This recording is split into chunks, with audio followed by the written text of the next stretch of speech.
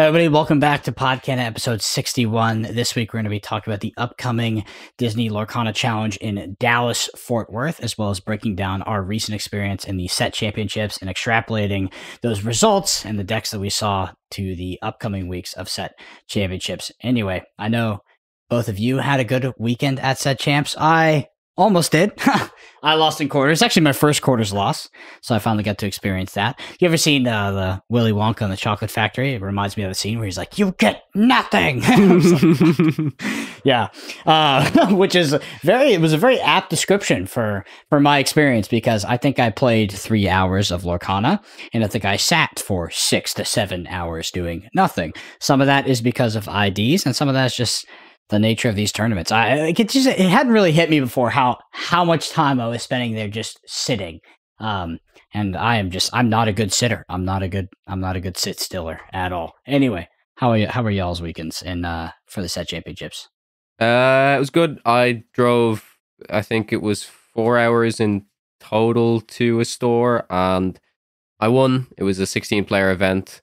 I do not want to say, I don't want this to come off in a bad way, but it wasn't the most competitive store I've been to, so I didn't feel like it was as much of a challenge as some previous championships I've been to.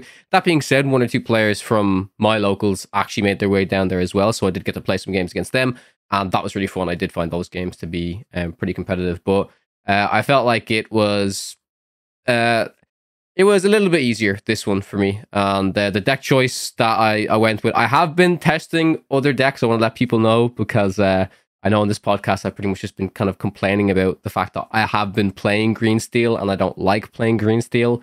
But I did play Green Steel, and I did win the set champs with it. So I don't know, for now, I think I'm just going to keep doing the bookie stuff while it's here, because it still seems to be really, really, really good, obviously. But I am cooking up some other stuff, and I'm excited to see when Bookie kind of exits the meta, and to see what other decks I can cook up. But yeah, mine was a 16-player event. Moyen, yours was 33, 34? Yeah, it was 33 player, which meant we had to play 6 rounds because of the one extra player. And I won the first 4 rounds. Then I ID'd 2 rounds because seeding didn't matter in Top Cut for our specific event. I've heard that it should have mattered, but it didn't quite get confirmation. But you didn't need it. He's so good, he didn't need it though. Right? Yeah, I would have loved to keep playing, but without any reason, I couldn't really be bothered, so I just went out to eat. Also drove almost 4 hours in total, and I did it with Ruby Sapphire. Which is very impressive, honestly, yeah, right now. Yeah, so the data keeps suggesting that it's really not that good, and it's hard. So without Pixelborn, I don't have the same amount of repetitions, and the meta did get a little bit more hostile towards it, but I'm trying to adapt the list, and I'm a little afraid that I'm not willing to leave the dying hill. So yeah, so I feel like you don't really need to, though, right? It's set champs. I feel like you can win with, you could win with a deck that's a couple % worse. But for me, set champs, it's not really about the set champs itself. It's also about prepping for the next challenge event. And I'm not sure I should be staying on Ruby Sapphire for that event. But I'm trying to adapt the list. I think it can do reasonably well into Ruby Amethyst still, and I still believe in the deck. When Pixelborn was around, I was rank 1 a lot, and was usually with that deck. It was my best performing deck on there, and even if the meta was a little less hostile towards it, I don't really believe that it doesn't have a spot in the meta anymore. Yeah, is your next challenge, is it with or without the Bucky errata? It's with. It'll be with. Yeah, that's what I figured. No. Sorry. So as in Bookie will still be here, Brennan. It won't be gone. Oh, it will still be. The next European challenge is okay. Yeah, so it'll be the next European challenge. Bookie will still be around, and then Toronto Bookie will be gone. Yeah, for sure. So, by the way, I didn't mention what deck I played. I played Ruby Amethyst, and I just straight up net decked the list I talked about net decking the other day. The highest ranked Ruby Amethyst list, which was the one from Bochum, wasn't it? Yep, the one from Bochum with the 2 Peter Pan Shadowfinders. They were relevant, and they were fine, to be honest. Even the match, I didn't play a lot of Green Steel. I played 1 Green Steel in Swiss, and then 1 in the top 8 at the quarters, which I lost to. seeding did matter. I was on the draw. Had some close games, but ultimately, yeah, just kind of got edged out. So Ruby Amethyst felt great, to be honest. The mirror was pretty interactive. I think it can be a bit swingy, but ultimately, I had some close games in the mirror, and I lost to one deck in Swiss, which was a Emerald Ruby deck that honestly felt pretty tailor-made to beat my deck. It was not particularly close, and it felt like a pretty bad matchup. Like a lot of their really troublesome threats had like 3 attack, and I was just like, I had all these brawls and these Peter Pan Channel Fighters, and everything in their deck had evasive, and I was like, oh my god, I can't do anything. So yeah, it's pretty much the only thing I lost, but a lot of green steel in the top 8. There's actually, just to give a quick preview, there's a question in the Spilled Ink section as like, wow, can you explain conversion rate? Conversion rate is the percentage of decks from the sort of originating pool that make it to the next pool. So you could say 42 players at a tournament, you know, four of the 20 green steel that showed up made it into top 8. I mentioned that because our top 8 was largely dominated by green steel. It was a deck that was doing very well. Honestly, on the day, as soon as I started to see the top table metagame, I was like, I should have brought Ruby Sapphire. But Ruby Amethyst, I think, has a fine matchup into green steel, to be honest. Like, it didn't feel hopeless, but there were like sequences of draws that felt tough to beat. And I also believe that maybe my understanding of the mulligan might not have been as comprehensive as I liked. I felt like some of my mulligans were a bit poor and they were kind of high risk, to be honest. Mm-hmm. Yeah, ironically, the Ruby Amethyst that I beat in the semifinals, I think Peter Pan Shadow was a big reason for why I won, because they were just getting some little more awkward hands, including a Peter Pan Shadow, where also I was letting their Medusas kind of be stuck in hand because my hand allowed me to delay playing the Flavasham. And then they were just stuck with a hand of like Beaking Undisputed, Medusa, B-Prep, the Peter Pan Shadow that doesn't really do all that much. And also in my set champs, I played against against 2 Steel Amethyst and 2 Ruby Amethyst, so like 4 castle decks in total. I was playing one of Hercules, and it was incredibly clutch twice. So other than that, it of course was a pretty bad cut, but in those 2 games, it was completely changing it. I would have played 2 if I was tossing up between Ruby Sapphire and Ruby Amethyst, like literally right before the tournament started. And if I had played the Ruby Sapphire, I had the 2 Hercules ready to go. I think that's going to be my go-to sort of tech card against Castle over something like Scar. It does seem like, I don't know, it seems potentially better and more impactful. And I feel like Castle is just so popular in the metagame right now that I'm down to have the 7-3, which is maybe not so good against other things. Peter Pan Shadowfinder was like particularly decent against Diablo and stuff like that. Because it kills 2 Diablos, it's just a 2/3. I will say one thing that can be pretty good against Peter Pan Shadowfinder is like it's a bit of a slower opening, and obviously I guess it kind of opens you up to losing more value against something like Brawl. But if the Diablo hits like is put onto the Cove, those Peter Pan Shadowfinders don't look so good anymore. It's pretty bad. I mean, it's why against both Brawl and Shadow. Yeah, it's why I don't really like that card in general as an answer to Diablo, because once they move, like it's really hard to try and get a card that does answer kind of both of them. And obviously with the Peter Pan Shadowfinder, it can come down instantly. You can take out an Exerted Diablo. It also survives, which means it can potentially sink friends or something like that. But then I look at like, I mean, I don't think I'd played the 3/1 Evasive Pegasus in Ruby Amethyst necessarily, but the fact that can deal with a Cove Diablo is important. But obviously it can't instantly kill a Diablo when it comes down. So it's like the difference there, you know. The Pegasus is still, like last week, the big dividing factor in Ruby Sapphire list. Do you play Pegasus? Do you not? Do you play 3/4? Do you play 0? I currently still dislike it. One big upside, or not big, but like one small upside for the Pegasus is also that combined with like, let's say a 2/4 Vitalis Sphere, it can also be used as an inefficient, but still as a way to remove Diablo, which an inefficient way to remove it is often better than not being able to remove it. Mm-hmm. Yeah, for sure. I mean, I found like against some of the green steel lists I was pairing up against, there was multiple threats that were hitting the battlefield that I basically had no choice to, like, I just had to brawl them. So for instance, like the Flynn Rider that quests for 4, you know, based off how many cards are in hand, like that combined with the Bucky, like it doesn't matter if my opponent has, if I think they have Diablo or I'm like, oh, if they draw a Diablo, I lose. Like I feel super forced to brawl that Flynn kind of as soon as it comes down. It's just such a good card and super effective against Ruby Amethyst. Like I just found that the suite of threats that Green Steel has against Ruby Amethyst were quite powerful. Like they had multiple impactful cards where it's like, okay, I need to immediately answer these. And, it's sort of the typical stuff as well. Of course, we know about Diablo, but there's also the Flynn Rider, the uninkable one. Yeah. 3-drop Ursula, yeah. Yeah, and then of course, like the Beast. Like the Beast is really rough, and you got to have enough ink, and you got to be sort of top decking that Medusa at an opportune time.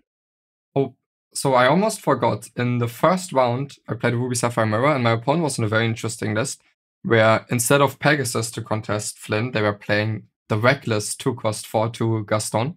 Mm-hmm. And at first, I was like a little bit confused. I hadn't seen that before. The big upside is for sure that it also it contests the Flynn better. If you say, okay, it's easier to have a Gaston have the same strength as an opposing Sisu than it is to have Pegasus have the same strength. But also it can just contest the Sisu. The downside is your opponent might try to force you into a bad trade, maybe into a Churnabox Followers, or maybe even into the Flynn itself. But I am quite intrigued by it. I think if you want to play Gaston as the anti-Ruby Amethyst tech, you would need to play it in an ice block heavy list so that you have counterplay to them trying to force you into bad trades with the ice blocks. And so you would play like a little less speed, perhaps more ice blocks, maybe 3 to 4 8-cost Sisus. But that's definitely one not totally explored way yet, where Ruby Sapphire could try to attack for Ruby Amethyst. That card is like, my brain is trying to be transported all the way back to set 1. Is it? I'm literally trying to remember it. It's 2 cost. 4/2 Inkable Reckless. Yeah, that's it. Yeah. It's just weird because I remember the card, but it's been literally so long since I've seen it, honestly. Yeah, I just have such a hard time with Ruby Sapphire and finding things like the Pegasus or like the Gaston, because it still feels super impactful and super necessary to play the 1-jump ahead. I guess you could sing the 1-jump ahead with the Gaston on 3. I just wonder if how effective the curve is to get the Gaston out on 2. I haven't played with it. I heard people talking about it at my set championships though. Yeah, so it is very counterintuitive, and it's also a big reason why the tech isn't as good as maybe some people think. But there's some like specific things you need plus the 2-cost for the 2-cost to really help. The 2-cost doesn't immediately help on its own, because it will just cost you a card and maybe you forgo the ramp for a turn. So you kind of need to you don't have to sing 1-jump, but singing 1-jump helps. But more importantly, you really need to do something turn 3 still. Mm-hmm. So which might be Quill, but if you use a card on turn 2, plus use Quill to ramp, you will be very low on hand size. So then maybe you will need to draw like Popsicle Flava to kind of recover the hand size, or maybe how far it goes. Or also you can just go still brawling. Ironically, still brawling the Flynn is often a very good line after the turn to, let's say, Pegasus, because after the Pegasus, usually the Sisu is still contesting so that the Flynn could gain 3 lower turns. So you kind of still need to do something, and which means then you just brawl it, you leave the Sisu uncontested, and then you just play a little bit slower, but you still have this Pegasus on the board, which means they can't really castle, or you can Maori the castle together with the Pegasus. So then, for example, one curve even without the 1-jump head would be you Pegasus to contest the Flynn, they play the Sisu, you go brawl the Flynn, leave up the Sisu, but also leave up your Pegasus. I guess you can quest because there's not really a downside. And then you just go something like Tala into Maui or Tala into Sing How Far I Go. Something like that, where then you need to worry about gaining card advantage again. But yeah, it does have some issues. It's not which is also another reason why you have to be a bit careful with a 2-cost tech in Ruby Sapphire, because it's not like every time you draw it, it's actually good. It kind of needs other pieces to also function well. Yeah, so hear me out too. I think that Reckless is actually a really relevant downside on Gaston, where maybe in set one it was a bit less so. Sure, you could take an inefficient trade, but one thing I really like about the lower cost, potentially lower cost tech cards that you could add for, whether it's dealing with Castles, dealing with Flynn, what I like about them is they also insulate you against Be King Undisputed, which I feel like can be a particularly nasty card once you fall behind on tempo against something like Ruby Amethyst. And Gaston having Reckless seems like a pretty relevant downside to, his future utility in the game by insulating against these sort of edict effects, whether it be Lady Tremaine or Be King Undisputed. Yeah, so while that is completely true, I think, first of all, I think if you just go Ice Block on one, at least let's say against Ruby Amethyst, right? Because that's really where the Gaston would shine. If you just go with the Ice Block on one, what are they going to exert to force you into a bad trade? Maybe a mim, but if they used all that time to mim, you're like, it kind of did its job. Yeah. And if you don't have the Ice Block, yes, then I don't want to play a Gaston that dies to their questing followers. But even if you didn't play the Ice Block on one, you could like kind of use it as a bait. So all of this is theory. I haven't actually played a single game of Gaston yet, but if you go like just Gaston on 2, they quest with the followers, and then you go like Quill, Vamp, and play the Ice Block. Bam! And then while you're low on cards, it also means your Gaston kind of banished the followers for almost free. All it costed was you developing the Ice Block. Yeah, I think adding more Ice Blocks to the list would be super relevant to increasing the efficacy of that Gaston. When I was making that sort of theoretical evaluation of the card, I wasn't thinking about a higher count and sort of hitting that more consistently as like the initial one drop. I think with like normal count of, or with low count of Ice Block, I don't really think Gaston's playable. Mm-hmm. All right. Makes sense. All right. In terms of headlines, we have another really interesting headline. I didn't read anything into this. It was circulated. I did, so I can give some context for sure. Go for it. This is, I'm going to say, very much a rumor, even though Disney did get hacked. It was basically a Slack hack. So if you know what Slack is basically, imagine Discord, but kind of used within businesses or workplaces. So there's a huge Disney Slack hack, and lots of stuff got leaked for, Slack chats and stuff like that. And apparently there was talk of a Lorcana digital client. Now I'm after kind of digging into it a little bit. There's still no like credible source of this. Apparently, this leak, I think, or this hack happened like maybe even a week ago, even though it's like pretty relevant news. But there was like a Spanish Disney fan page, Twitter page, that posted this, and everyone kind of was like, "Oh, is this real?" But then very quickly, everyone was like, "Where's your source? Where's your source? Like, where is?" And there's still like no credible source of it. So, like, definitely take it with a grain of salt. But like, there's people saying that it's in the works, but people have been saying that's in the works anyway. So I would just say huge rumor, but we all want it to be true, right? We all want an official digital client. I think Ravensburger and Disney at this stage also want a digital client. I think they've seen what Pixelborn can do. They'd be very happy if one was readily available right now, I think. Yeah, for sure. But yeah, all I'll say on that is some people from that news were nearly like, oh, 100% sure it's definitely coming. I'm nearly positive it's got to be in the works now, but there is still no solid proof. So don't get your hopes up too fast, I will say. But who knows what's yeah. Also, like, it's to unless they actually leak the chats, it's like, to what level are they discussing this? If it's like, if it's like, oh, we should make a digital client, like, should make a digital client. It's like, yeah, see you in a yes, you should. I mean, yeah, but like, you should make a digital client. Yeah, there is some other news as well. I actually want to mention now. It's probably not too relevant for what we're going to be discussing, which is like obviously meta stuff and decks. But there was a really cool promo set revealed yesterday. You're picking me one up, right? I reply guide to your tweet. So it's a very, very, very limited quantity. The first ones will be available at D23, which will actually be taking place on August 9th, which is the release date of Shimmering Skies, also known as Set 5. Ryan Miller, the like head of Lorcana, he'll be doing like a talk there, and you can pick up the promo set there.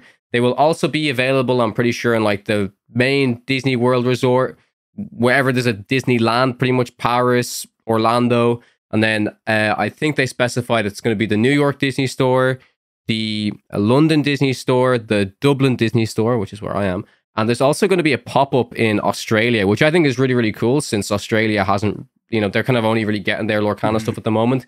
There will be some sort of pop-up there. I think it's in Melbourne where some folks can kind of go and grab the promo set there. So what I've been told is that it's going to be extremely, extremely limited. I know how many per people in my store at least, but like I won't say, not how many people, like how many of these one single person can buy, but I don't know if I can share that yet. And we actually, I don't think a price has been confirmed. I think maybe somewhere someone said about $100, but that would kind of make sense for what type of product this is. So it has promos from set 1, 2, 3, 4, 5, and 6. So we've got a set 6 card. It's a Sapphire card. Oswald the Lucky Rabbit. I don't know if you got a chance to look at it, Moyne, but I recommend you do because it seems pretty cool. We're not going to talk about it now because I don't think there's any point of us really discussing a set 6 card besides getting a bit excited about it. Honestly, like we don't have a set 5 yet, so we'll get to the card eventually. But I do think it looks pretty spicy. But I think this is great because even though this is going to be extremely limited and extremely rare, we saw what the Gen Con kind of promos were like last year, or not even Gen Con, like the D23 promos last year, how much money they're going for now. So the fact that these are going to be available not just at D23, but also in specific Disney stores around the world, I think that's really, really cool. And I think it will actually be something where people, let's say you live in the UK, like people could literally drive to London and queue outside the Disney store to get these. I think it's literally one of those types of products. What if you had a co-host that lived in Ireland and he could queue up for... What if I don't know. I can't say. All I'll say is I'm very happy that for once, literally, usually living in Ireland and in Dublin means jack shit for exclusive stuff. I'm like, I am so happy that for once it actually matters. I'll actually get something cool. So, all right, yeah. All right, well, we'll stay tuned to that. And the set 6 card does look very cool as well. Anyway. This weekend is the Lorcana Challenge in Dallas, Fort Worth. And some of you that listen to this might know that I actually live there, and I'm not playing. I was going to play. I'm casting now. So I will be commentating. I'm sure I can almost guarantee that the news will be out. Oh yeah, I was about to say. You should, I was going to say you should announce it because by the time the pod's out, I hope they will have announced you as a caster. Yeah. Yeah, so hopefully, I'm excited for it. I've done a lot of casting in the past. Actually, I cast multiple Pro Tours and World Championships for Flesh and Blood, usually on the color side, but also on play-by-play. So yeah, I'm excited for it. Should be cool. I've also worked with this production crew in the past. I worked with them specifically for San Jose, the World Championships of Flesh and Blood, the first World Championship. So I'm probably more excited for you casting than you are. I've been literally the person on this pod who've been talking for months saying, "Oh, I'd love to cast, And Brendan's like, "I'll probably play. I want to play." And Brendan's just like slides in the chat like, "Yeah, I'm just gonna be casting." I'm like, I'm genuinely really happy though. I'm so glad one of us is getting on. Yeah, I did. That is very true, by the way. Yeah, it is. Because for a while you were like, "Nah, I'm not gonna cast. I want to play. Yeah. Well, yeah, and that was my approach. And I just I have like a resume with like a portfolio with my work on it. So I was like, I'll send it out. I'll send it to the wrong person, which is exactly what I did. I sent it to the wrong person. I was like, they'll forward it if they need to. I'll just throw it out there. And then I got the email like 2 days ago, which I was very, very surprised about. My plan, honestly. So I picked up a new job last week. And it's been a lot, to be honest. So I think as a result as well, I feel I would have been very prepared for the tournament. I would have been comfortable playing. I'm not as prepared for Atlanta as I would have been for the DFW Fort Worth Challenge. So while I think I could have done super well, and these things are really a numbers game. If you're trying to qualify for nationals as well, I think you should be hitting as many as possible, which is the biggest opportunity cost I think I'm meaning here. I think my ability to prep for this tournament, it'd be very hard. It'd be harder for me to sort of win. I'm not putting in the same amount I did for Atlanta. So it's like, while I could maybe get that top 16 placement, I could maybe get that top 8 placement or even day 2. It's like, I just don't have the like week to grind because I don't know. I'm sure plenty of people listening to this have started new careers. It's like the first couple weeks and the first months are just There are a lot. So Brendan does a lot, guys. If you just watch this Lorcana podcast, he does a lot of other podcasts as well. Let me tell you. So. I've been learning that lesson over the past week. I thought I was chilling. You know, I thought I didn't have that much to do, and then I picked up a job, and I'm like, oh my god, like this is actually so much, and it's actually been kind of tough, but I'm working on it. But excited to cast the Dallas Fort Worth Lorcana Challenge, which is in Fort Worth. So yeah, Brendan, did I tell you that I got an email from Eventbrite there like a day ago saying, "Oh, you could get a ticket for the main event." That's my ticket. Yeah, that's the ticket. That's my ticket. Yeah. So no, I'm excited to watch it. Honestly, I think it's going to be good. I was just saying to Moyne before the pod, I was like, I really hope we see some, even honestly, just even a slight bit of innovation in some form of, deckless tech, or like, I am interested to see the conversion rate as well, because like we saw from Bochum, it was 50% Emerald Steel into day 2, which is just insane. So I wonder if it's going to be the same or possibly even more for Dallas. Yeah, the last NA set champs I restreamed with Spessy, which was lots of fun, but this time there's set champs on the same day. Oh, you mean the last challenge. The challenge, yeah. Yeah, so now I have to decide if you want to. Well, no, not really, Moyne, because if you think about it, by the time you're done, the streams should still be going on because time difference, right? Like you might not be able to watch all of it, but realistically, yeah, maybe time difference is fine. Yeah. Just join in the end. That's also an option. Maybe also Spessy could incentivize you by actually putting your name in the title this time or something like that. Yeah, I told him last time. I told him at the start. When he asked, I was like, "Yeah, I could join. At least put the name in the title." And then he never did it. Everybody's like, "Who the fuck is this guy?"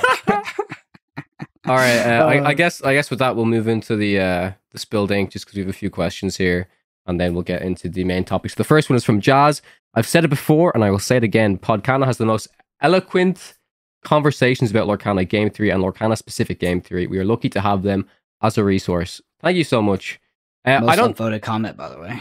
Oh, that's amazing to hear. Yeah, I didn't, myself and Moyne didn't get a chance to say it on the last pod. I think we did slightly, but I really wanted to start off the last podcast with saying a huge thank you to all of you who came up to us in Bochum, because it was really, really nice to see. It was like nearly 5 times the amount that came up to us in Bochum than what came up to us in Lille. So that's obviously great to see that the game is growing, that we're growing, that you guys feel like we're helping you in some way. Like I was saying to some of you guys, like this is just us coming on for a chat most of the time about Lorcana, us all sharing our experiences about it as well. So it's great to see you guys really appreciate and are supporting the podcast. So feel free to come up to Brendan over the weekend in between breaks, swarm him. As soon as you see him exit the little black curtains, just, surround him and say hi.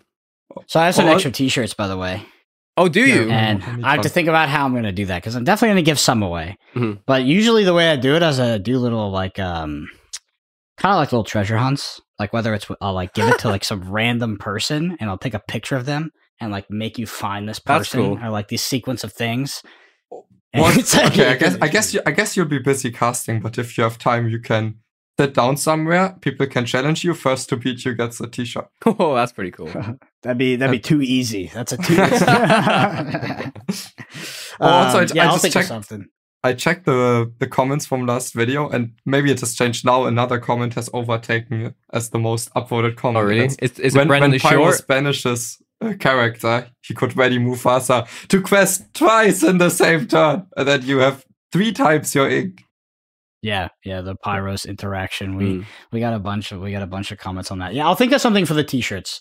That's the only merch I have with me, and the t-shirts they're very, very valuable to me, because like once you do one print run, this is like all I've got, but I do have multiple sizes and I will be bringing them. So if you've ever thought about coming up and saying hi and you're like, maybe not, this is your time, because it could be a t-shirt. I probably will just give one away randomly as well. That's like when Frank was in Lille and just every opponent he played against just gave them like free Ultimate Guard sleeves or something like that. Yeah, I usually do that. So in Flesh and Blood, we had a resource token, which is relevant to playing the game.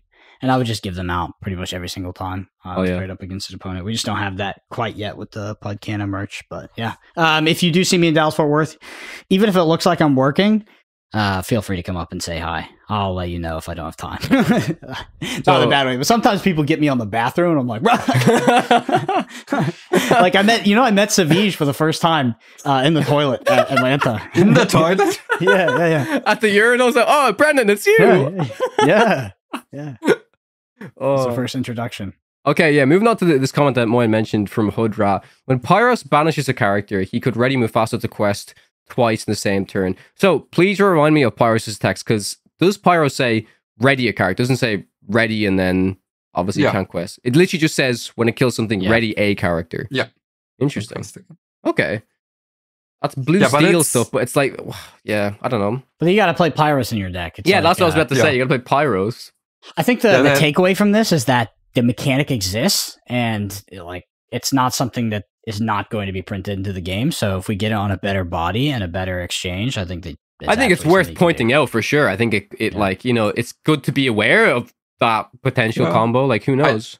I thought Brendan would say, yeah, that's magical Christmas land, which it is. Which it is. Because if Mufasa quests once, you are happy. You will never run a card that's a bad card for your deck, just for the off chance that it is good in an already good scenario, if then both don't get removed. That scenario is only good if you have like 3 items and 3 Flavershams ready to quest, so you can also refill your hand to actually spend all of that. And then Pyros needs to stick, and then Mufasa needs to stick, and then they both stick, and then you also have and then you win the game. Triple resources. Well, you need something to do with your resources in this game. You can, so in like Magic, you can like float resources. So you can like theoretically pay some X cost. In this game, you can't do that. So I think the actual room for degeneracy is like pretty small. Like it'd be very hard to find something like super degenerate you could do with this that's a reasonable pull off, I think. Next comment is from Arctic. Thanks for linking the decks, but the Moyen RS list is an old one and not the one he was talking about. I think that has been updated, and if it hasn't, just check the description for this video and Moyen will be sure to make sure that his proper list is there at the moment with that. Also just go to his Twitter, by the way. If it's ever not there, if it's anything with Moyen, I will be taking the list from his Twitter. So that's like the best way to find the most up-to-date Moyen Ruby Sapphire list is definitely at MoyenHS. On Twitter.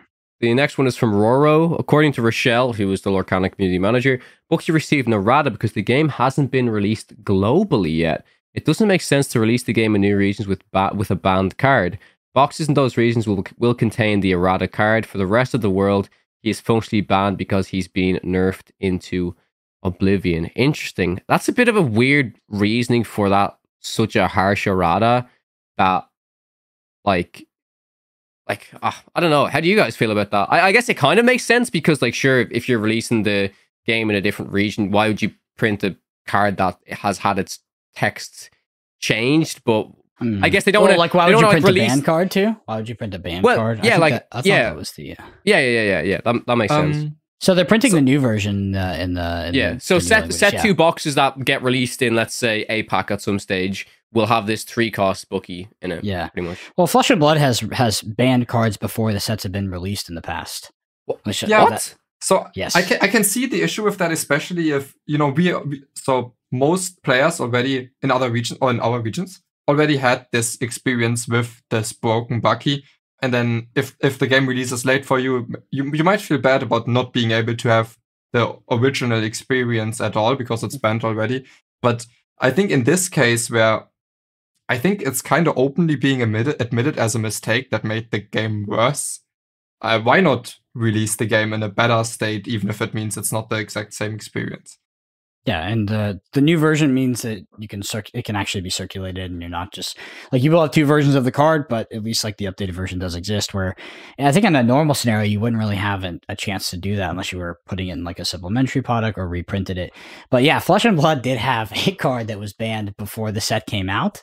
It was called Duskblade actually.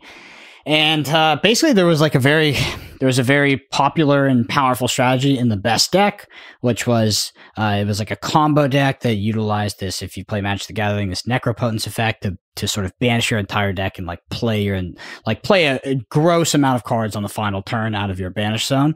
And this card was a weapon, so it starts in play, stays in play, and it just incentivize you to already do that, and it would put counters on self every turn you did that. So you would get to this end game scenario where you're already combo killing every single other deck in the game, and it was overwhelmingly the best deck in the game. And it was just like, oh, now you can accrue 20 counters on your weapon while doing that as well, and just OTK them with that. Basically, they designed it. They put it in the file last minute, and they, once the set was coming to release, after they had seen that this was the best deck and this was the best strategy, like, okay, this is just clearly broken. This does not need to exist at any point. Yeah, because I was going to say, that's interesting that somehow it made it into, if they've then realized that the card is insane, that it still made it into, you know, the reveals or whatever. Yeah. It happens because like a lot of the stuff gets committed pretty early, or at least decently early. That makes sense. Putting it in the first place was a mistake, and then also a mistake. Yeah, maybe because it was under tested fundamentally, but then also they get the context of the metagame later. So and they're like, oh, was that card really ever printed? If that makes sense. It was absolutely printed. It was in the box. It was actually a chase card. It was a cold foil card. It was a high rarity card. Like it was not an ideal scenario for them. Interesting. In Hearthstone, it's often happened as well where. So the card got revealed. People still didn't realize it was entirely broken. But then as soon as it hits the live servers and then there's thousands of games being played, it's like, okay, of course this card's broken. How could one not realize? But it's so much harder to do before you get all the reps in. Yeah, I do think that's fair as well. I love this next comment from CST. They say, I can't believe they left Bucky inkable. I know, the card's just OP, funny. Right? This is I actually thought this was really, really funny. Yeah. Yeah. I don't know if they were trying to be funny, but this is pretty funny. Wait, it can still quest for one? That's broken. It's still a 1/1? What? Yeah, the funniest part about the comment is like that you can't be entirely sure if it was meant to be funny or not. I think that's the funniest thing, yeah. Because maybe they actually meant it. Next one's from Cameron. Could you explain what conversion rate means? Brendan explained it previously, but you can just reiterate it quickly if you want. Yeah, so conversion rate is the percentage of decks from a pool of decks that make it into some sort of cut, right? So if we have 20 decks show up to the tournament and 10, or let's just say we have 16 decks making it to the tournament and 8 make it to the top 8, so 10 green steel, 8 make it to the top 8, that's 100% conversion rate. 4 would be... it's a 50% conversion rate. See, this is why I was like, dude, you gotta be careful. You can't get me on the math. Be a 50% conversion rate into top 8. And yeah, I mean, it's literally just the percentage of decks that make it into said cut. And you can do that. You can break that down multiple times. So you have conversion into day 2. So like say Lorcana Challenge, conversion day 2, conversion to top 32, conversion to top 16, conversion to top 8, conversion to, top 4 or whatever. Yeah. I also think it's like, often what you need to take into account is like the percentage of the field that is a certain deck, and then the percentage of certain top cut that is this specific deck. And then if a deck performed well, usually, let's say even if it was 50% of the field, maybe more than 50% of the top cut is now this deck. And the other way around. Next one's interesting in relation to Brendan's deck that he played over the weekend. Lude says, hey guys, love the podcast. Appointment listing for Lorcana players, in my opinion. Question for you, Brendan. You talk a lot about uninkable tech cards and how they are not the answer. However, in the bottom winning list, we see 2 Peter Pan Shadowfinders instead of 2 Tremaines. To me, Pan seems like an uninkable tech card against Diablo. No. Wouldn't you rather that be Tremaine just removing something when it hits the board? I don't know. I think it deserves a little bit more discussion than you guys gave it. Also, and you touched on this briefly, why not Peter Pan's Shadow, not the Shadowfinder? It quests for 2 and gives you Maui/Fox evasive to deal with those threats through combat. Seems like it should see more play. Very, very interesting comment. Thank you for it. And I'd love to pass this over to Brendan, because this is something you talk about a lot, Brendan, right? Is these uninkable tech cards. So what was your thought process after seeing the bottom list, and how did you feel like it fit into the list overall? Yeah, so I played it. Like those were in my deck. I don't think I ever said, I might have been misinterpreted that I don't think I ever said to never play them. I just think that they're a lot worse than people think. Like they come at a much higher cost than people give them credit for. The Peter Pan Shadowfinder, so we're talking about an uninkable tech card for a Diablo. It doesn't only hit Diablo, it's also a 2/3. It can hit other evasive characters. It can sing friends on the other side. Like it's not completely useless, and if you have to play it on 3, it's not the end of the world. It's just sometimes not great. But uninkable tech cards are fine if you're expected metagame. Like my expected metagame at this Historic Championships was like I don't know, 40, 50% green steel. Like, and then Diablo is honestly, a Diablo is an overpowered card, which is fine, but you have to answer Diablo or you do just lose the game. I looked at it as having 6 brawls in my deck. I think I would look at it as well in terms of like when I'd compare it to another uninkable tech card, let's just say like Pinocchio from the previous set. Pinocchio did one exact thing, and yes, you're putting Pan's Shadow Finder into the deck for the reason to kind of deal with the Diablo and stuff, but there is that other little bit of flexibility that, you know, it's a 3-cost card with evasive, can be used to sing friends. Pinocchio is pretty much just like, if it's not the exact precise moment to use this card, then this card is so dead sitting in my hand. Whereas, yes, you could say Pan Shadow Finder can be dead sitting in my hand a little bit, but it's still a 2-3. Yeah, it is still a body. It's still 3 cost, which is important in that deck, right? So it has that little bit more flexibility. But yeah, I mean, I also agree. Whenever I'm looking at specific tech cards that I was trying to use personally to deal with Diablo when I was exploring Amethyst Steel and stuff, I wasn't really looking at Peter Pan Shadow Finder because I would rather prefer to use an inkable tech card. So maybe the 2-cost Magic Carpet, right? It's a 2-1 that has evasive, or the 2-cost Broom, 2-3 that has evasive. Pan Shadow Finder also notably has Rush, and that is a big important thing to note on that card, that it can instantly answer an Exerted Diablo. So it's like those little things that we talk about. Like, let me break down the math for you, by the way. So the math on 4 brawls, like let's say brawl is a must answer, like it's a must have card against a potential green steel opponent. If you have 4 in your deck, your cumulative probability for success with X equals 1, or X is equal or greater than 1, is 66%. And if you have 6, it is, just runs 81%. So it's a significant bump. And there's like some larger macro theory around like percentage of success that you would like to have, like when the sort of the parameters are, if you have it, very, very good. And if you don't have it, devastating. Frank Carson actually put that in his article, his original probability article regarding uninkables. I believe that the number is between 70 and 80% is like the amount of sort of cumulative probability for success that you want to have with something that is that impactful. So this is looking at a population size of 60, which is the number of cards you have in your deck. If you are a sane human being, the sample size is 14 because you can look at 14 cards in a singular game, and the number of success in the sample is greater than or equal to 1. I mean, 14 is just, I guess, a rough estimate, but considering how many cards you mulligan, how many you draw until you need to answer it, but it's probably fair. I think, so basically, coming back to the question, uninkable tech, so a tech card being uninkable is a much higher cost than a normal card of your game plan being uninkable. And to explain that, really, it's uninkable. So inkable cards give you the option to ink them in the situation where they're bad. So a card that's inkable, it hurts a lot less if there's situations where it's bad, and then some situations where it's very good. For an uninkable card, it's the other way around, but you can never ink it if it's bad in a situation. So for an uninkable card, it's much more important that it's good in lots of situations, and that the situation where it's very bad or that in your hand is like somewhat rare. And I'm not even sure Peter Pan Shadow really belongs in Ruby Amethyst or needs to be in there.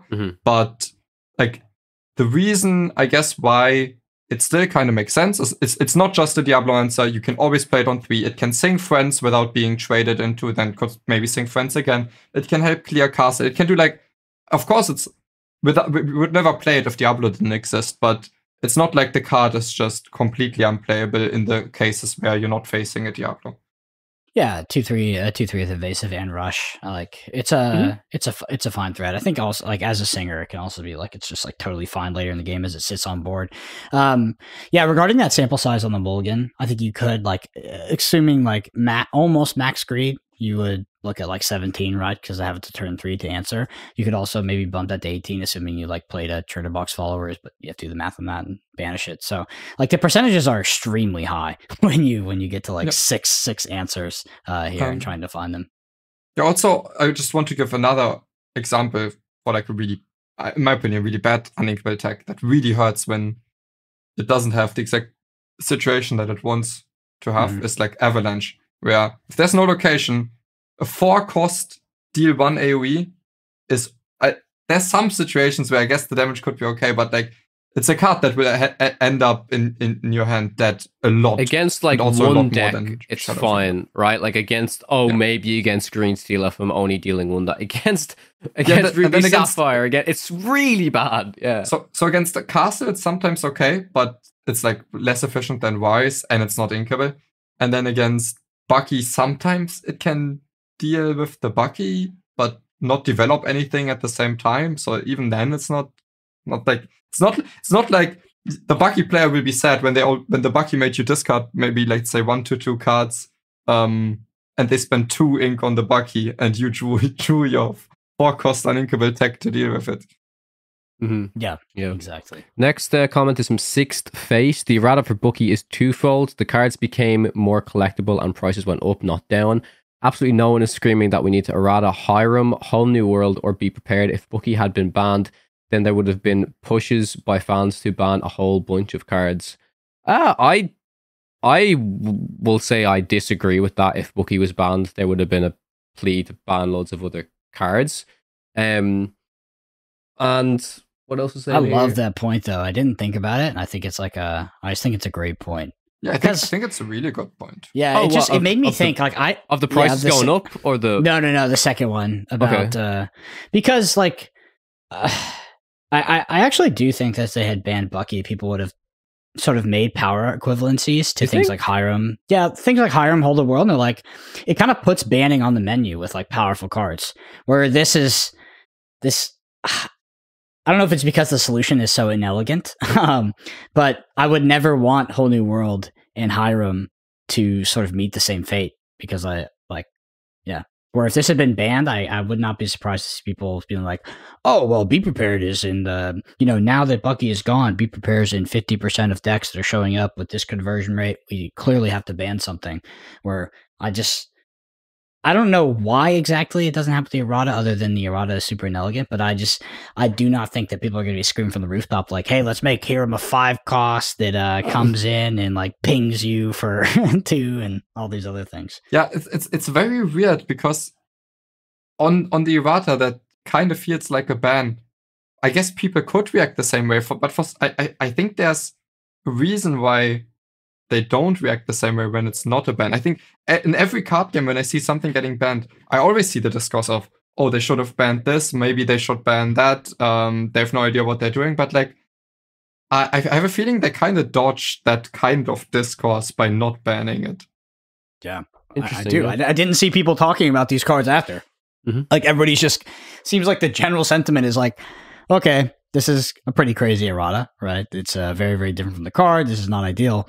But I don't see people immediately jumping to like other things that need to be banned. But I think one part of that reason will definitely be, I think lots of people didn't want Bucky to be in the game anyways. Even people that played Bucky often didn't like Bucky being in the game. So it's like no one was, or not no one, but most people were not emotionally attached to Bucky being in the game. They were like, yeah, that's fine, that's good with me. Where maybe if another card got errata, people would have been upset, or maybe said, okay, why did they do this? Yeah, it was actually relatively well received in a weird way. Like, there wasn't like a complete uproar, oh my god. It was like a kind of like, people were shocked because it was such a kind of crazy errata, but it wasn't like a absolutely insane reaction type of thing. So I think they actually handled it pretty well. As strange as it is for us to react to this type of change, but I think they did a good job with it overall. The final comment here just is from Cheese Whiz, and says, what is Vitalosphere for? So Moyen, do you still play one Vitalosphere in the deck, right? Yeah, maybe it should be more, honestly. I think it's like at least one is core. Could play 2 or more. Is it mainly there for the castle, yeah? Yeah, that's the main reason. It's an inkable item with some versatility to it, but the main reason is suddenly it's not just you clear the castle. Suddenly you have ways to clear the castle while developing a Tamatoa, or maybe while developing a Sisu that also cleared the board. Mm-hmm. So these tempo swings completely change the matchup, and you want to have at least one because of like the recursion with Tamatoa. If you just get into your trash, you're happy. Mm-hmm. And maybe you would even want more because of how important this tempo swing is. Yeah. And with that, we will be moving on to the main topic, which I gotta be careful calling it the main topic because we. Whenever I have to timestamp main topic, like at 80% into the podcast, people are like, "We're gonna talk about lists. We're gonna talk about deck lists." All right. Anyway, let's hop into these. Let's hop into these lists. So I decided to pick one store championship, which I've included in the notes. Here, it was just the highest efficacy one I could find. It was in Spain.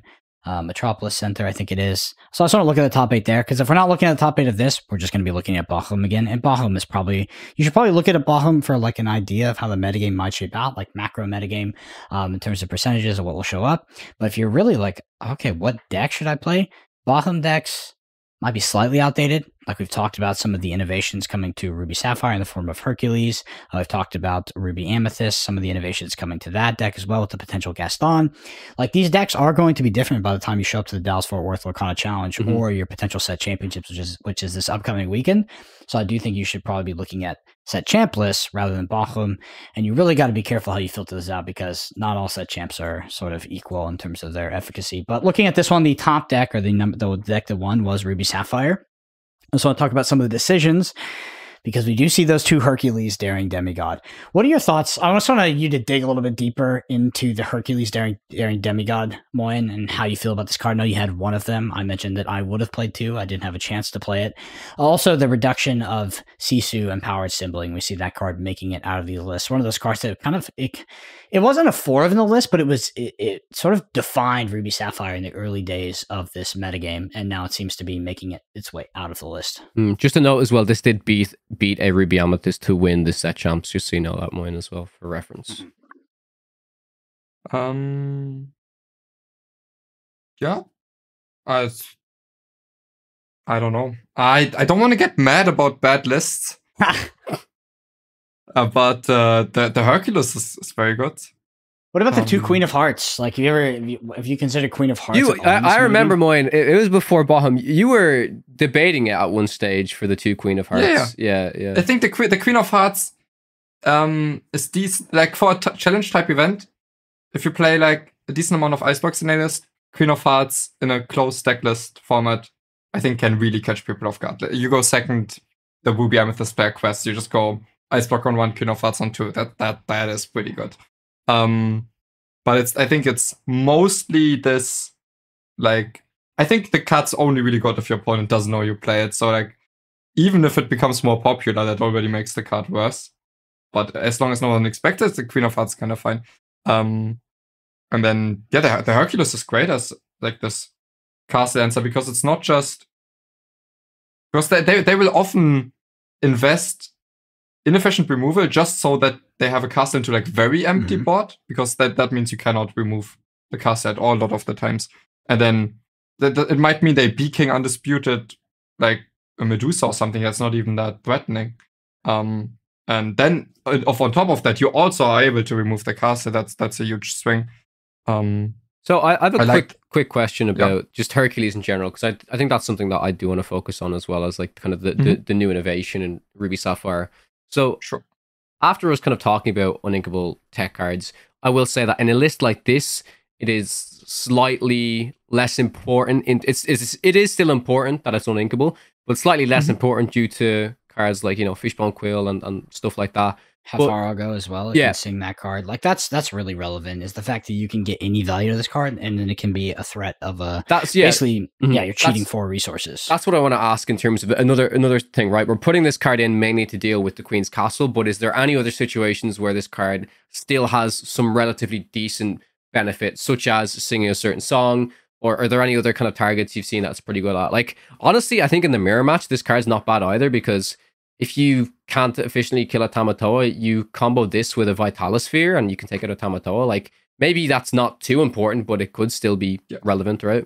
I mean, it would be 2 for 1ing yourself, though, right? That would be... it's awful in the mirror, but sometimes it can still help kill something. Against Emerald Steel, sometimes against the Robin Hood, it's okay to at least take that out, even if they do draw a card. But so, yeah, the downside of this being an uninkable card that will have situations where it's not that great is definitely there, but this card kind of makes up for it by how it's like kind of game breaking in the specific situation. Changes the whole dynamic of Castle. Like, Ruby Amethyst players specifically exploit Castle not being able to be killed by a singular turn, especially with Rush. Like, even as things like 11 Ink, like, I think at a board with relative parity, depending on how many cards the opponent has in hand, like a sort of Be Prepared into a Castle can be an extremely powerful play, even when you're not trading up on said Be Prepared, because like you just cannot deal with that Castle. Like it is rough. And if you have something like 2 Be Prepareds to sort of back that up, you can just start sort of time walking the board, and just your opponent really can't do much about that Castle. Hercules, I know it's innocuous because only 1 more power more than Maui, but it absolutely changes the entire dynamic, because it's not about like, oh, it's just 1 more attack. It's a whole additional turn most of the time. Like Castle lives a whole additional turn less.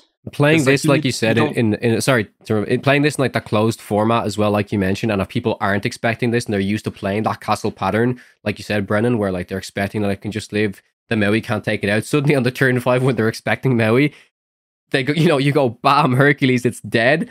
Then the whole game is flipped. Honestly, like it's their play pattern then changes. You know what I mean? You suddenly kind of taken the advantage back. So even if they did know, I don't think they could. There's much they could do about it. They can. If they abandon their castle plan entirely just because there might be... That's even better, probably, right? That they just get rid of the castle plan, Then it really did its job already.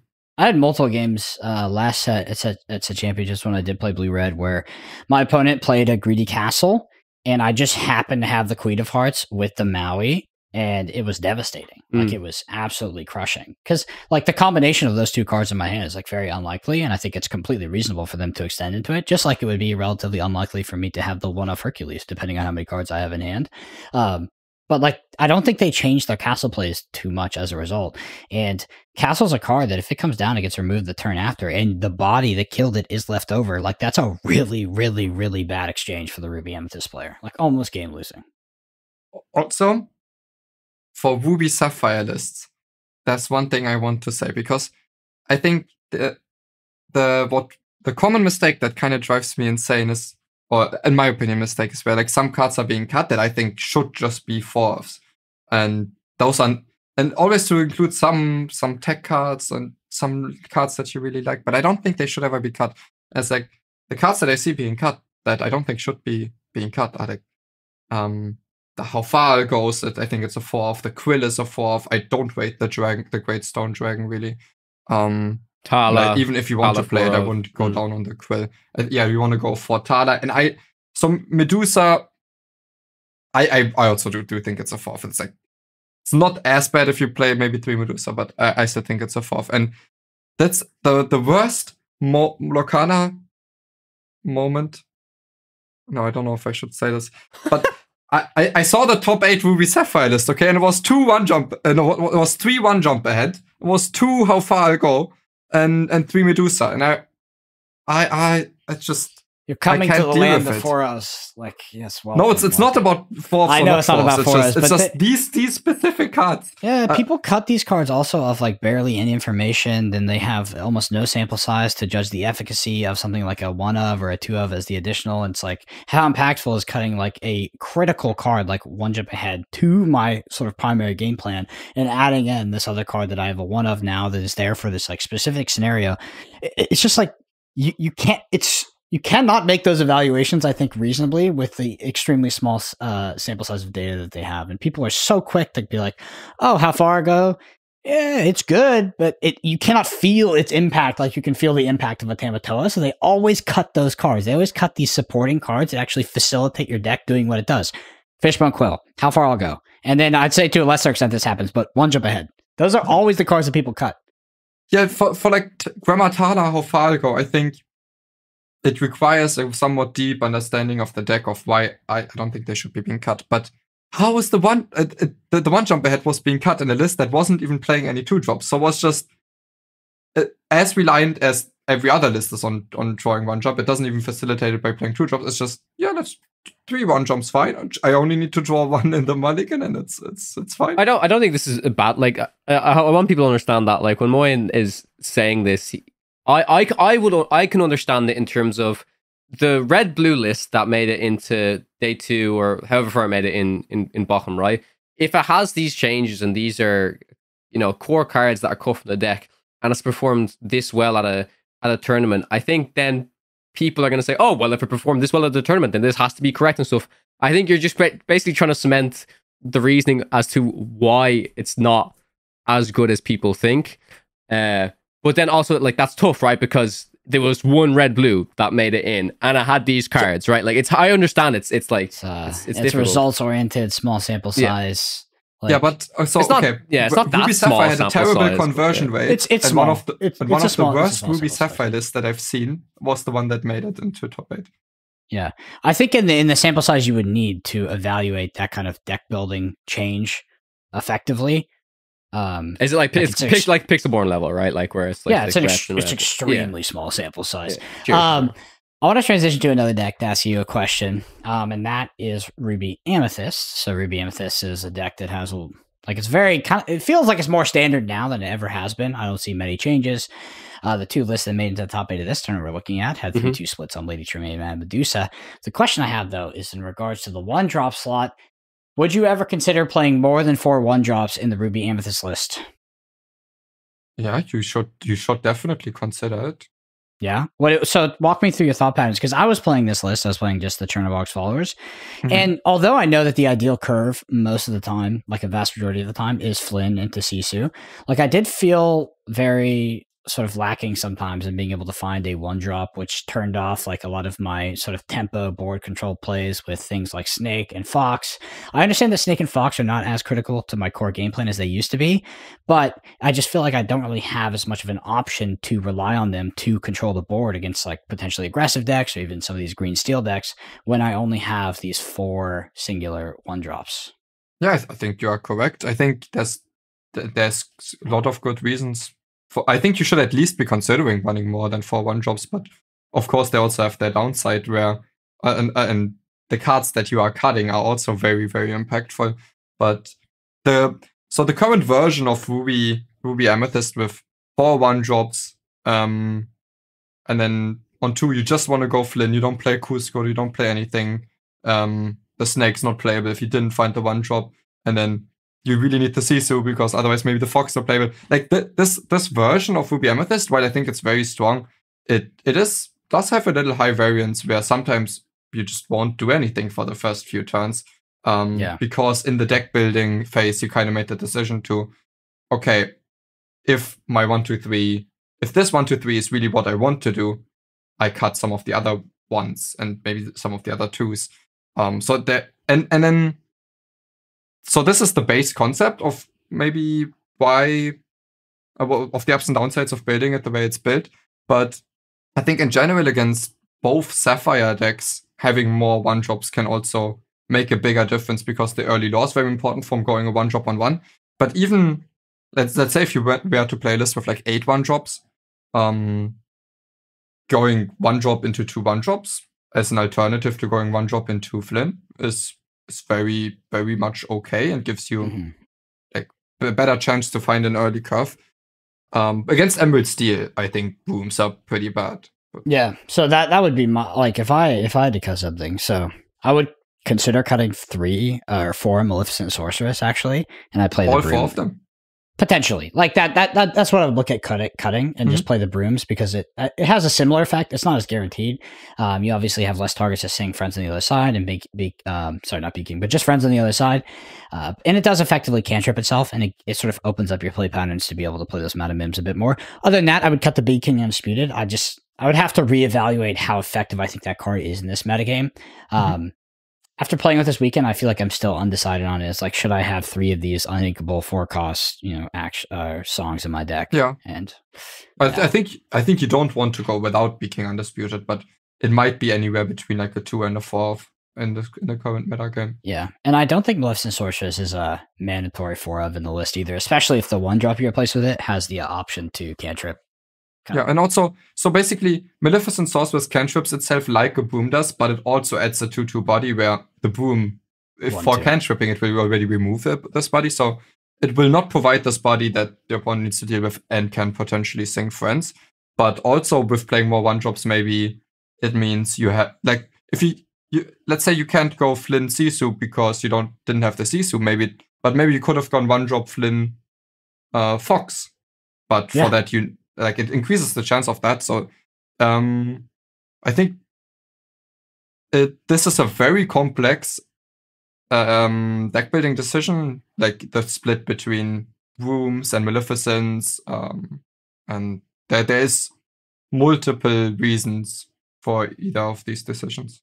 Yeah, if I was playing DFW, I'd either play Ruby Sapphire with the probably 2 Hercules. I wouldn't, unfortunately, I wouldn't be able to practice enough to get a sample size on like 1 or 2 Hercules, what's correct. But if I played Ruby Amethyst, I would definitely be looking to have either 6 or 8 1-drops. I felt like that was that's what the deck was lacking when I played it. Yeah, it just 4 just didn't feel like enough for me, so that's kind of where I'm at. Yeah. Go ahead. Yeah, the thing is, Spessy tells me every day, every hour that Maleficent is the worst card and Boom is the best card in the deck. So that made me a little bit numb to this specific discussion, but I do think this decision is close. I'm just annoyed that he always thinks it's funny. So obvious. He has never said that to me. that Maleficent's awful and Boom's good. That's funny. I'd never heard that. I'm surprised that him and I will potentially agree on that. All right. Yeah, go ahead. Also, the card that he also recently had a card reveal, and it's like a 3-cost 2/3 that draws a card. Oh yeah, I was talking about this in the chat the other day. Yeah. I think it's so funny because he's like openly always disliked Maleficent, and this card's like so close to a Maleficent. Mm-hmm. Kyle, I want to put you on the spot. What do we do with Green Steel? What are we doing with Green Steel this weekend? What are we changing? Like, what's Green Steel's path to victory? It's a fair question. There was a tiny thing I noticed. Like I said, one of the guys from my locals was actually down playing at the set champs I was at last weekend as well, and it was the Green Steel versus Green Steel mirror match, and it was the dreaded mirror match. But I pulled out the victory, but honestly, I think that his deck was tuned a little bit better for the mirror match, and the reason I say that was he opted to run 3 Morph, and that's what I was talking to Moyen about a little bit as well, that I think 3 Morph isn't necessarily a bad thing. I think it can be a little bit restrictive to play in the deck in terms of when you play Morph, it can be really good if it survives, but if it dies, it's really, really, really bad, and it being a 2/1 is pretty rough. So the play pattern in the mirror match that I think is quite interesting is that you go like whatever 1-drop. Let's just say you go Robin Hood on 1, Bucky on 2, and you can do Morph on 3, and then you can do Tinkerbell on 4, but you're not really kind of getting your Bucky engine going. Yes, if your opponent does the Bucky stuff, then you do your Shift Tinkerbell and you can kind of clear the board there a little bit. But then realistically, if your opponent has like a Zeus or something like that and the Tinkerbell's gone, it's not great. But I do like the idea of Morph a little bit, mainly because so far all of the Emerald Steel deck, obviously, like you really want to be mulliganing to have Bucky on 2. If you have Bucky on 2, you're going to have a good start most of the time.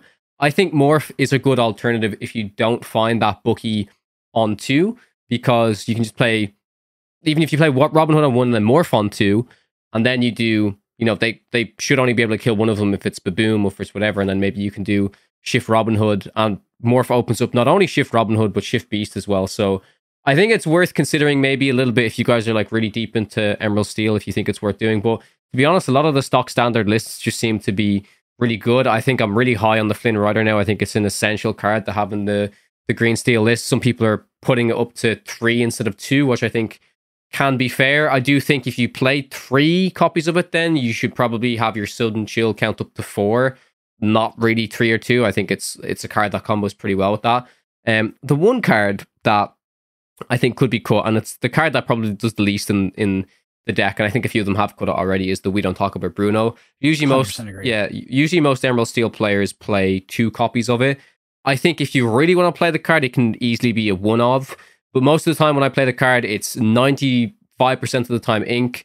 A lot of the time it's like Diablo fuel, so you can do your Diablo shift, but the card is literally doing nothing in most of the time. Most people play it like, I don't know, the argument to play it was that it can kind of bounce back at Tamatoa and stop your opponent from doing. But by the time that comes around, like you should be doing what you're doing. And then if Bruno bounces back the card and that card then doesn't get discarded, most of the time, if you just think of most of the cards in the meta, they are really strong ETB effects. So if it's like, I have to bounce back a Medusa, or I have to bounce back something, like it's going to come back down. And if it's not specifically that card that got discarded, it's pretty rough, especially just even against like Ruby Amethyst, which sure you're already favored against, but the card does nothing. Like, you don't want to be bouncing back a rabbit, you don't want to be bouncing back a goat, stuff like that. So I think that card could definitely be cuttable. But besides that, I think the core is super strong. Hidden Cove continues to impress me. I love that card so much.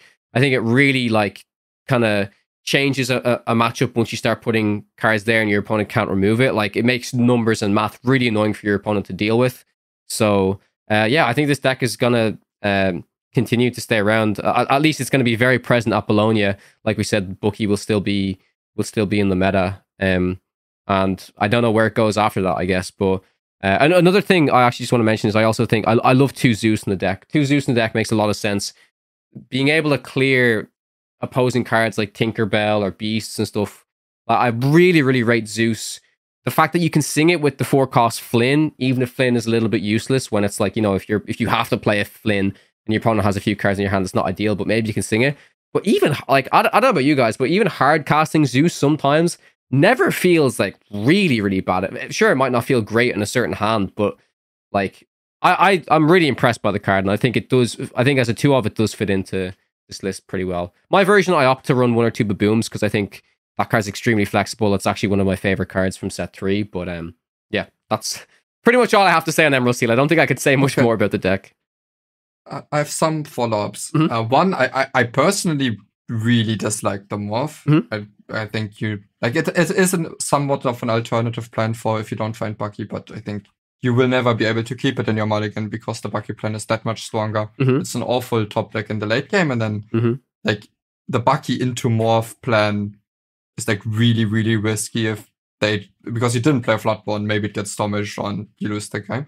But other than that, for Bucky's place in the meta, I just want to go to its matchup a little bit, because Sapphire Steel players think it's a free matchup. Ruby Sapphire players think they easily beat Green Steel, and then now Ruby Amethyst players. So I've heard some say that like the matchup he's looking at you, Brendan. That it's fine. I think it's fine. I personally think that is delusional. That is not the case, even if it's less bad matchup. No, I'm not trying to point anyone out, but Emerald Steel had like the best conversion rate in the last challenge event, but somehow every deck thinks they're fine against it or even good against it. But someone must be lying, because if Sapphire Steel, Ruby Sapphire, and Ruby would beat it, and Ruby Amethyst would be even into it, I don't think it would be possible to even have that conversion rate. Like, it wouldn't have a place in the meta. So do you think that people should continue to do you think people can just tech against it even harder? I'm sure they can tech against it even harder, but like... No, I basically think both the Sapphire decks, while they're probably slightly favored into it, players of these decks exaggerate how favored they're into it. I think they can still easily lose to a good Emerald Steel draw, which is not that unlikely. And on top of that, I think Ruby Amethyst players are coping, thinking the matchup's fine. I think it's not as bad as it used to be now that people figured out you just don't play cards and draw cards until you be prep. But I don't think that has turned the matchup into a good matchup or an even matchup. Because it doesn't make sense. Otherwise, what would Emerald Steel be beating? Just all the Rogue decks and lose to all the meta decks? I don't think that's the case. But yeah, I think that I agree with that. Ruby Amethyst, like, I feel like the matchup is close enough that I would take like very good matchups into the other decks in the metagame, which I feel like Ruby Amethyst does have. Also, the Ruby Amethyst mirror. The mirror nowadays is a bit more swingy with the Flynn Sisu stuff, but it still feels like you can, I don't know, you have a lot of agency to go over 50% in that mirror if you have a lot of experience playing Ruby Amethyst. So that's kind of like, I just felt like the Green Steel didn't feel hopeless. I'm not saying it's, not really saying it was better or worse in set 3. It just felt like okay. Being on the draw in top 8 was pretty ass, to be honest. Like, it was not great. But like, if things had gone my way a couple times, I think, and if my opponent had the things had not gone their way a couple times, I think I would have been totally fine to win that game. Ultimately, I think if you're bringing Green Steel to a tournament, like, you're bringing what is a fundamentally powerful deck, but also I think you are bullying Ruby Amethyst players a bit. Like, that's why I would bring the deck. Yeah. So yeah, okay. So I mean, I guess we are kind of in the same point. I've just heard some opinions where, oh, the matchup's fine, it's not even a problem. Yeah, I would not be excited to play all green steel if I brought Ruby out of this. That'd be a when I got paired, even when I got paired in the quarters, I was like, fuck, I got the green steel around. And I was like, okay, on the draw. Boy, I don't want to pass over to you. Just tell us about Sapphire Steel. Like, where is it at? Is this deck still in S tier with the other decks, or is it kind of like in this? If everything else was S tier, would this be A tier? Like, is it slightly lagging behind? I don't think so. I really don't think so. I think so. Recently, it's Argus has been becoming more and more popular as a response to Ruby Amethyst. And to totally figure out that matchup, it would require lots of reps because it's a very complex matchup where the games go very long. So I would probably need to play this matchup a lot against their competent players to truly figure out how good or bad the matchup is. But I do think it's like kind of fine now against it. So it has like two close like I'm talking about the real version. I don't really think the no wheel version is good right now with how popular Ruby Amethyst is, because I think wheel is very important in that specific matchup. So right now it has like a good matchup against Emerald Steel and then two kind of close matchups. I think it's in a very fine position with lots of ways to play and build it. Yeah, I think, again, I have not put in any real testing time, but from what I've seen, do you think you would agree that the no wheel version is a little bit better? I don't even think it's that favored, but a little bit better into red-blue than the wheel version? No, I think the wheel version is better. You think the wheel version is better? Okay.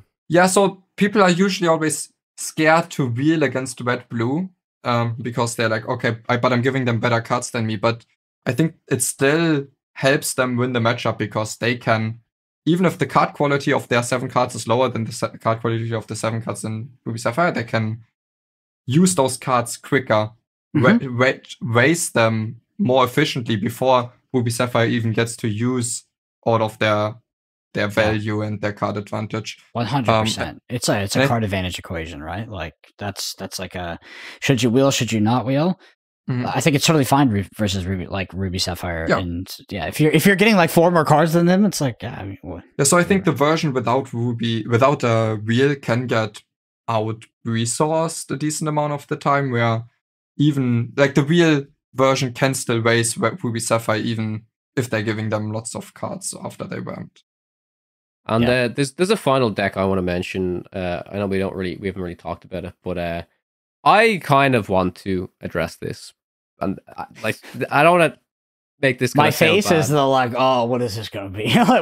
what color combination is we trying to sneak up there? I'm not. This isn't like I mean, funnily enough, I am trying to do some Amethyst Steel stuff with Jafar. I honestly don't know how good it is, but that's kind of what I'm working on at the moment. But what I do want to say is the Amethyst Steel deck that Spessy won with at Set Champs. That was the first Set Champs, 100% win rate. This deck is soft field, right? Is legit. I really don't think the deck is that good. And that's but his title says 100% win rate, first Set Champs winning deck. How could you make a title like that if you don't? Also, because people are going to say, "Oh, it's because you lost to the deck." It's not. It's not just because I lost to the deck. It's because I've seen other people play the deck, and I've then seen them lose with it as well. So, like, I think the idea and the core of it was interesting. I think it was great to see, and it's great to kind of innovate upon lists. But I've just basically seen a lot of people pick up this Amethyst Steel list and be unimpressed with it after playing tournaments or playing certain stuff. So, like, it's tough because obviously this is the color combination that I loved from the previous set.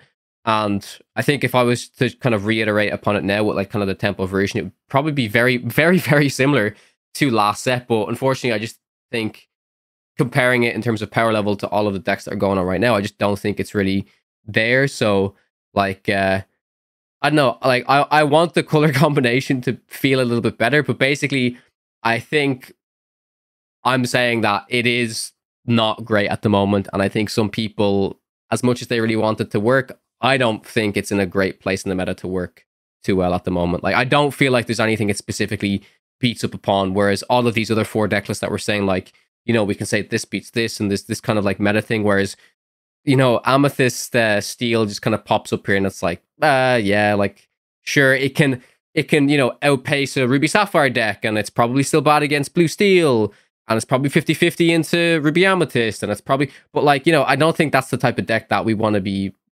playing if you want to be going to these competitive tournaments, you want to be winning. But I'm not trying to discourage deck building for different colors, please. I'm just trying to say, like, No, that's completely correct. You need to assess all the color combinations and deck ideas, and then, but if they're bad, you need to see that. I mean, I want your guys' opinions. Like, do you think the deck is like what do you think about the deck?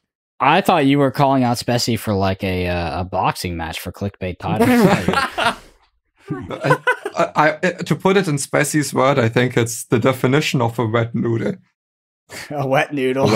You always used to say that about Ruby Amethyst. So I think basically when Ruby Amethyst was the most winning deck in the game, it's like it's a wet noodle. Exactly. But so it kind of plays the same Amethyst package, and I think the Steel package in that deck doesn't really make me want to play this deck over the Ruby Amethyst deck. I think it doesn't really give me enough reason to play this over Ruby Amethyst, which, like, it does a few things better, where it has Baboom as a 2-cost answer for Diablo. It can pressure a little bit more efficiently with like Spencer and Smee, but then it can't pressure with Flynn Sisu. So is it that's not really even true. Yeah. It has worse late game because it doesn't play like Medusa's B preps. I hate it has Tinkerbell as soon as it comes the Tinkerbell. Oh my god, this 3-drop Tinkerbell is atrocious. Oh my god, it's really just good against Bucky, and even. I'm sorry, I had to get that out. Yeah, but, I don't know why I would play this over Ruby Amethyst. Is the main point. I do think the Ruby Amethyst got better. Like there was discussion to be had last set, and Flynn Sisu kind of changed that a bit, because the biggest reason I think you would play this Steel Amethyst deck was like the Smee was just very, very good. It was very, very good. It gave you so much more equity to be aggressive versus Blue Red, and against Ruby Amethyst. And now Ruby Amethyst is the aggressive deck. Yeah, so it used to be that Steel Amethyst went 1-drop, Smee, potentially Bencher. And that pressures so much more into then later winning with Castle, Rabbit, Goat, and maybe a book. But now, that does 1-drop Smee or into like a 3-drop, maybe Bencher if they had an item, even pressure more than 1-drop Flynn Sisu? I really don't think it does. So it really lost it. I think it's only good maybe at that like little opener, like you said, where it has like has a good answer on turn 2 to 2 really popular decks right now, which is the Emerald Steel. It can Baboom, the potential Diablo, and it can Baboom the potential Flynn. But if that's the case, like it just doesn't really. I feel like it doesn't really get there in the end game compared to Ruby Amethyst, where like you're playing these purple cards as well, but the the Ruby cards, you're playing Medusa that just hard removes something. Like with this other stuff, your Steel stuff, you really need to kind of rely on pretty much just like, okay, I need to have a Rabbit on board, I need to like have a Zeus to sing it and stuff like that. There seems like so many more kind of conditions that need to be met and stuff like that. But it's like I said, it's tough because I loved the deck last set. So yeah, I'm interested to see if anything shows up to Dallas Fort Worth. Like obviously in Atlanta, that was a bit surprising. This Amber Amethyst deck. I think we kind of dodged talking about that, and I'm kind of glad about it. And I think it was also appropriate to like not really dwell on it, because we were literally like, as soon as Atlanta and Lille were done, we were moving into set 4. Well, I would love to talk about it if 80%, 90% of audience cared, but they don't. So, like, what can I take right now to win that? And that deck was clearly just dead after set 3, or I say that, but then watch the FW. No, it was dead inside. I have no idea how you guys let that deck win. It's good that we didn't talk about it, because I didn't have a nice word to say about it. Yeah, Moyen's like NA gamers. What am I? Yeah, Moyen's respect for the entire continent has just tanked. Yeah, what's winning this weekend? 99 puppies and Uno. Okay. I guess we'll see, right? Wait till we see the demographic breakdown of the top 8 of the world. It's going to be all North Americans, baby. We'll see. We'll see. Well, listen to the description. I'll be mostly linking to Inkdex, to be honest. If you want updated stuff on whatever Moyen's doing, check his Twitter. And yeah, thank you all so much for listening. If you want to help us out, the number thing you do is leave us a review on Apple Podcasts or Spotify. And frankly, if you leave us a new review on Apple Podcasts, and then you come up to me in Dallas and you're like, hey, I wrote this review, I might have a t-shirt for you. We'll see. No promises. No promises. Yeah, you guys want stuff. I know. Yeah, I'm just waiting for Brendan to cry, a tear to shed. Yeah. Hey, I love losing in quarters. It was great. It was awesome. I've done it as well. Yeah. Yeah, I think I took it pretty well. Everybody was trying to like... Yeah, Moyen undefeated. I'm Sorry. on 3 first places now, somehow. All right. Well, video version of this on YouTube at youtube.com/@podcast. Hit the subscribe while you're there. Twitter's at BrentAPG, at Moyen_HS, and at Kawatech_CG. Thank y'all so much for listening. Tune in to DFW. If you're not playing, if you're playing, come say hi. We'll see y'all next week.